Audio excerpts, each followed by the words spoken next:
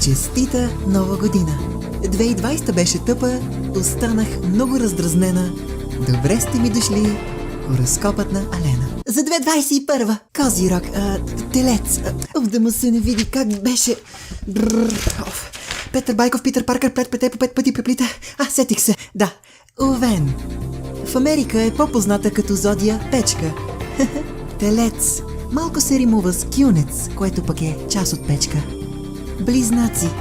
Това е символът за близнаци от 15 век. Така като ги гледам, студено име и на тях им трябва печка.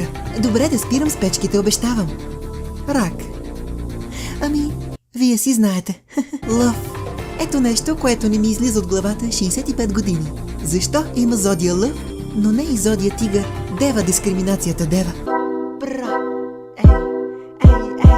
Днес ще ви разкажа аз за зодия Везни. През новата година работа пари. Ляля ви Елена? На римите съм цар. Усмивки и любов очакват зодия кантар.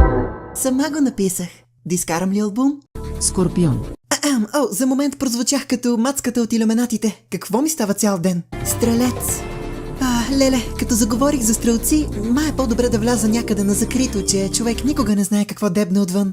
И сега, нека поговорим за 13-та нечувана зодия, а именно Змиеносец, позната в някои култури като Нишесте. Козирог. За тези, които не знаят, това е чисто нов музикален жанр. Рок за кози. Как така няма такъв жанр? Сега ми изкарвате, че си измислям ли? Филипе, казах ти да не ме излагаш пред хората! Водолей.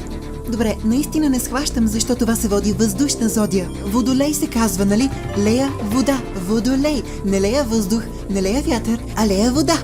И говорейки за вода, риби. Ето, преход. Искам да си ходя вече, направо не издържам, слушалките ми стискат. Риби. В Япония са суши. Ето, измислих нещо, както правя всеки път. Отивам да си изготвя нещо в моя овен.